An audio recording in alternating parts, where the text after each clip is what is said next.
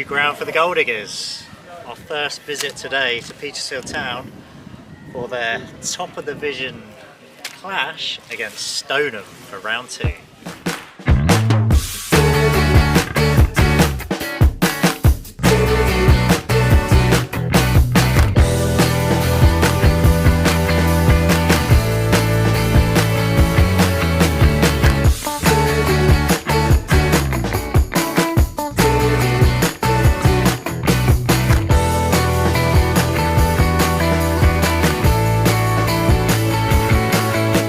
Welcome to the clubhouse at Petersfield Town Football Club. Outside in the smoking area at the minute, there's a few tables dotted around, but you can actually watch the game on the pitch from here when you go over by the wall, which is a nice advantage if you want to leave the clubhouse and you want to have a few drinks while the game's going on. I've got a Beck's here and a lovely Petersfield Town cup as well. Craig got those and the pin badge, all 2 pin badges, all came in under 20 quid. Inside you've got a big TV showing the football. There's lots of people inside having a few drinks, a bit of food before they come out to watch the football as well. Lots of seating areas. The bar's got that selection of beers on tap as well, which is always what you like, a bit of a selection when you come, depending on what you like, sort of thing. And as soon as you come in through the turnstile, you pretty much turn to your right and you're up here as well. So definitely when you come to Love Lane, pop into that clubhouse. You know, Left, but no, yeah. Well, left, right.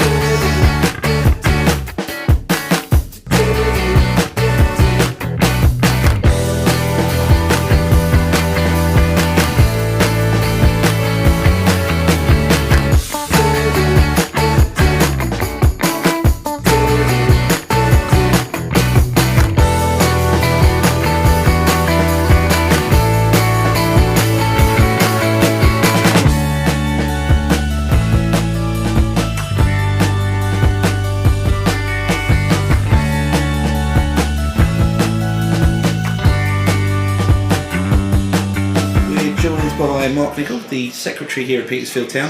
First off, tell us a little bit about Petersfield Town.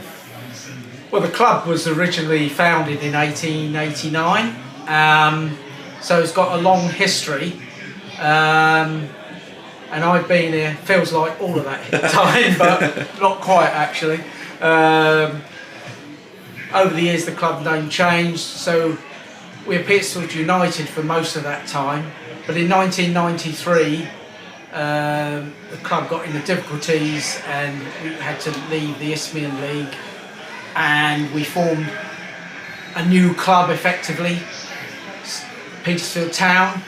So officially our foundation date is 1993 as the new club, but in lots of ways of course it's at the same stadium, so there feels that continuation, a little bit like clubs like Aldershot, you know, where they reformed and things. So although officially we're a new club, we still can look back over the history. And how long have you been involved with Petersfield? So I first started coming up, I'm a local, and so I came up as a supporter. That's how I got interested in coming up, watching the games as a supporter, and that was in 1977. So been here quite a while, seen a lot of games over the years, and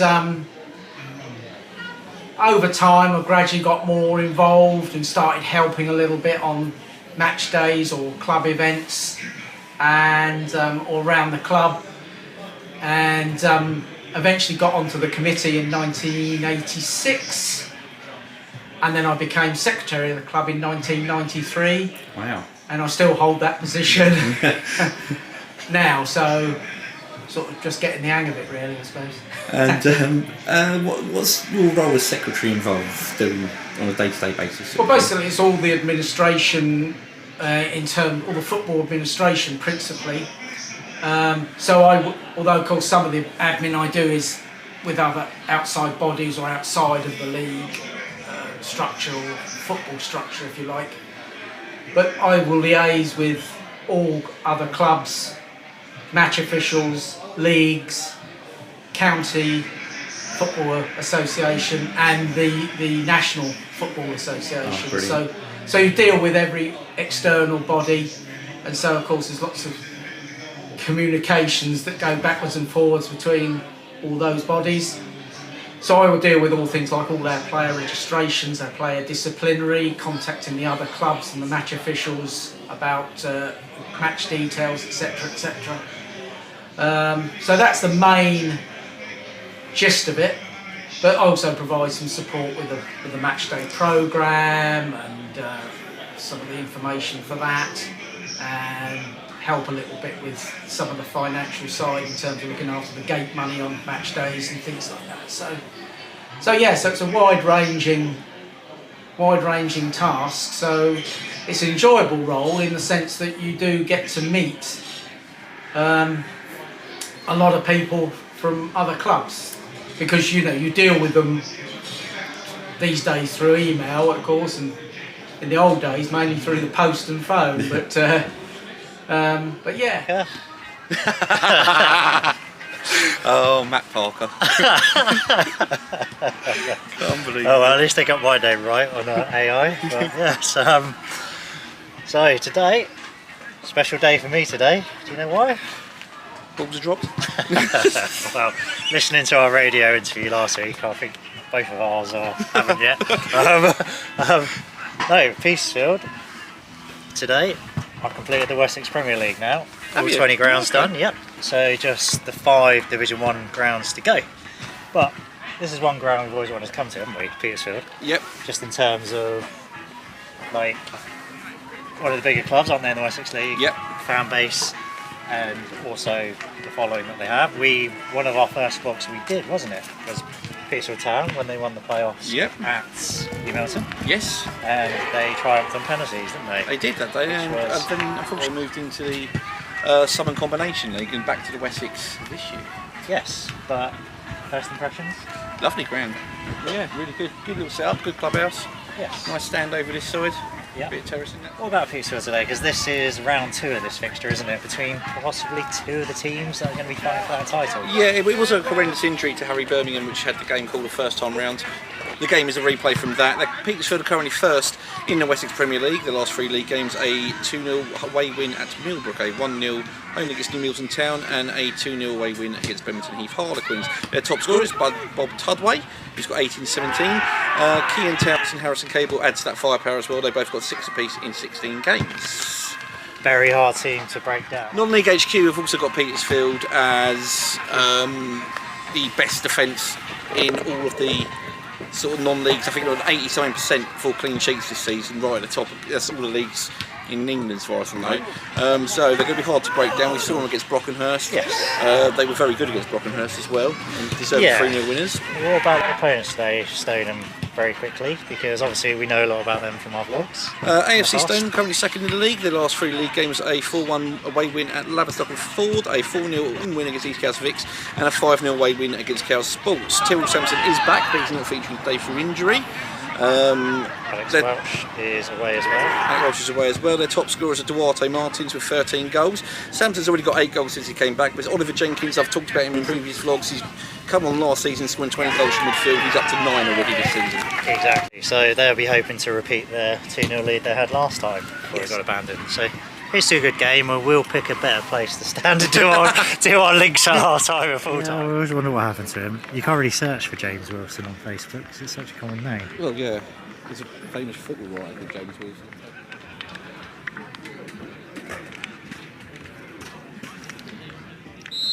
It's 93rd minute, game gets called off. Driving through zebra crossing without letting you cross gun.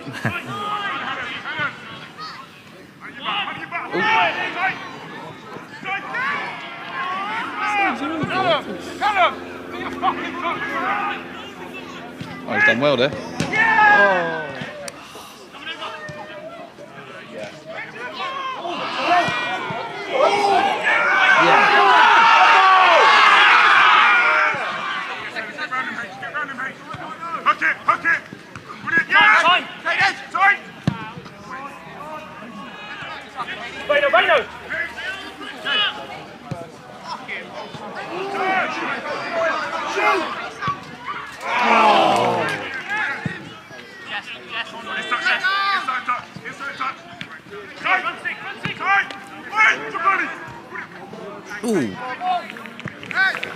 politics and pitch. So let's bloody do.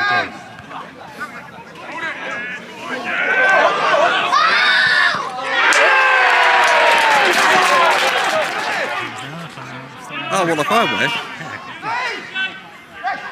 I can't imagine you wearing one of those. No, not can I, but I'm going to give it a try. Good goal.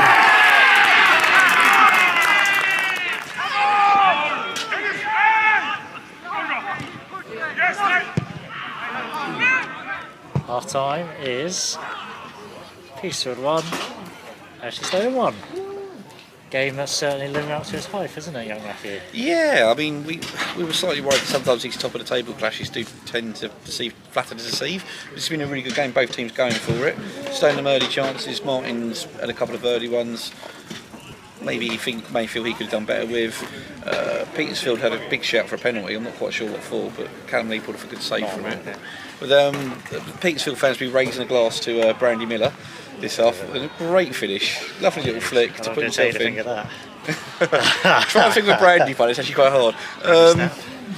And he buried it past Lee in the bottom corner, and then towards the end of the That was first. very much against the run of play, though, wasn't it? Because A little bit, pretty yes. much dominated the first 20 minutes. Yes. Missed a few guilty chances, didn't he, Martins? But Yeah. he redeemed himself just for half time, didn't he? Yep, good ball into the box from Oliver Jenkins, lovely improvised header into the bottom corner, flicked it past Elliot Grant and goal, and 1-0. So I think 1-0 was a fairly fair result at half time. Fair reflection, yeah. I think Stoneham would have been disappointed to go into it behind, but they are playing downhill on this quite noticeable slope, isn't it? But it makes the game interesting.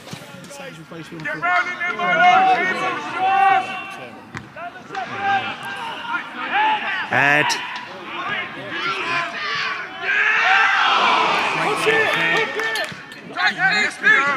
He's going to put me on speakerphone for the victory speech on stage. Oh.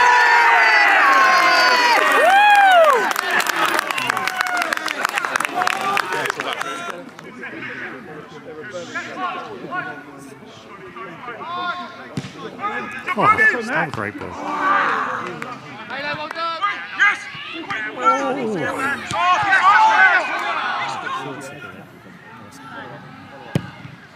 Oof.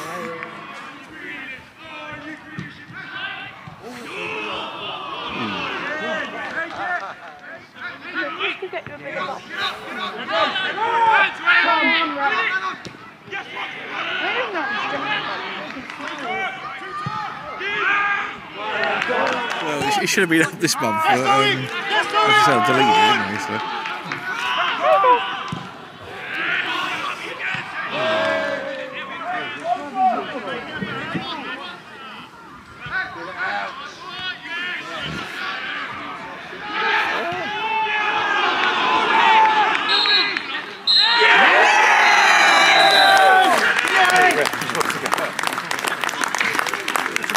Defeat today, but there's a few thoughts about the game. They thoroughly deserve to win that, in my opinion. I think that our quality with the ball was nowhere near good enough to what you need to be able to actually win a football match. We come in with a game plan, which was, in the end, it was quite hard to implement because we weren't good enough in the ball, especially in the first half. Second half, we had a massive reaction, had a lot of territory in their half. However, their goals were of very good quality. The second goal is worthy of winning any football match. So we have to respect that in the end. Did we do enough to score a second? Territory-wise, maybe. Quality-wise, definitely not. So there. There was a few chances in the first half before you scored where you could have taken the lead earlier. If they go into a different game? Potentially. I think as goals definitely do change games. They definitely do. I think them getting the equaliser just before half-time was a bit of a gut punch. And then we're obviously on top in the second half. And as you've seen, the quality from the cross and the header is... Yeah.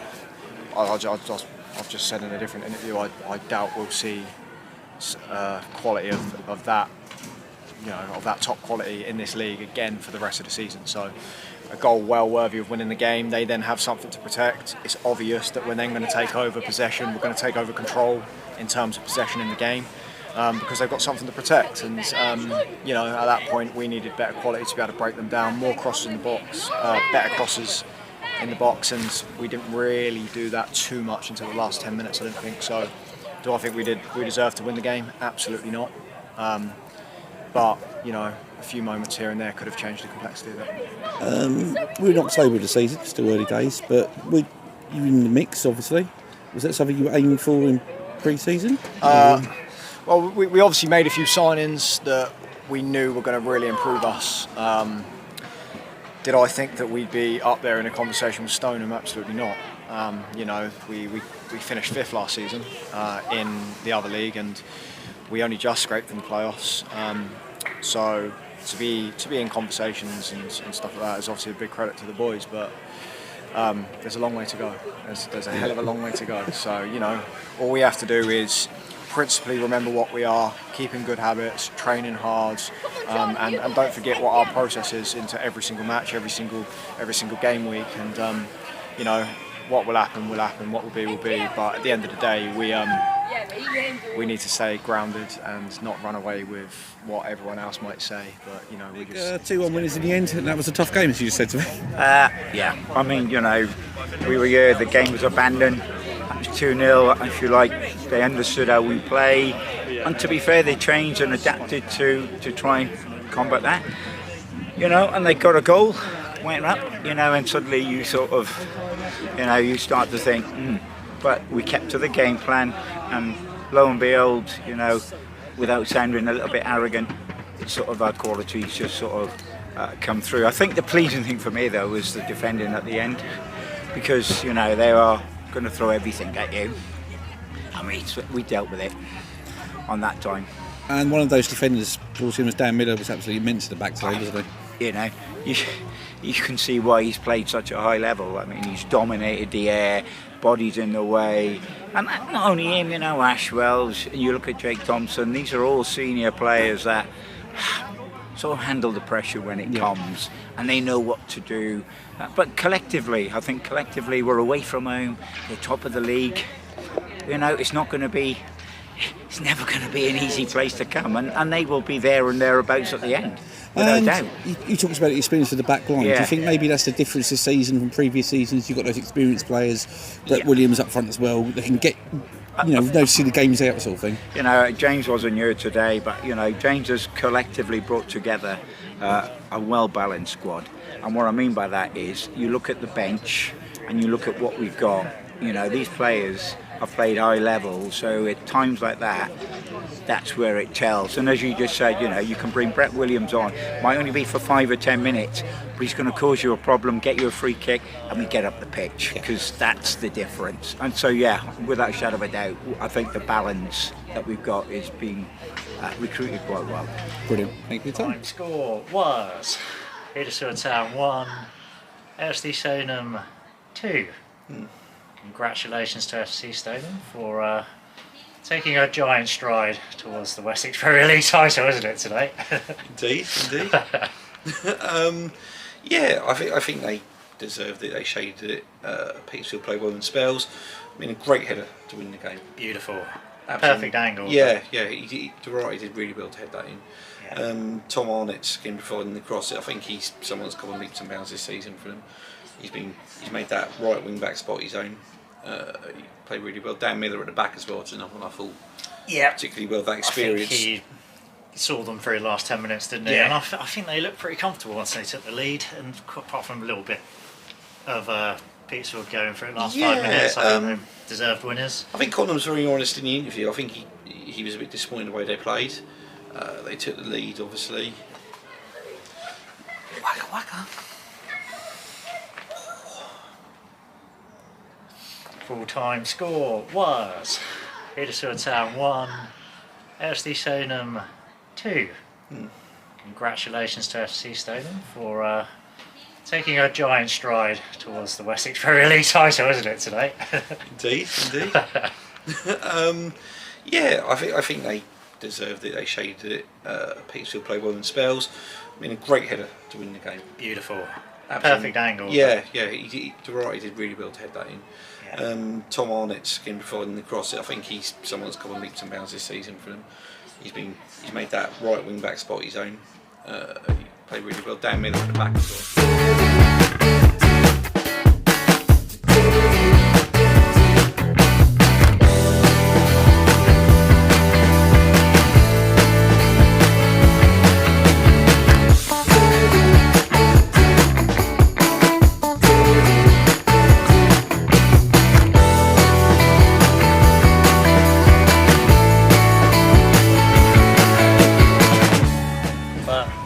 journey could have been.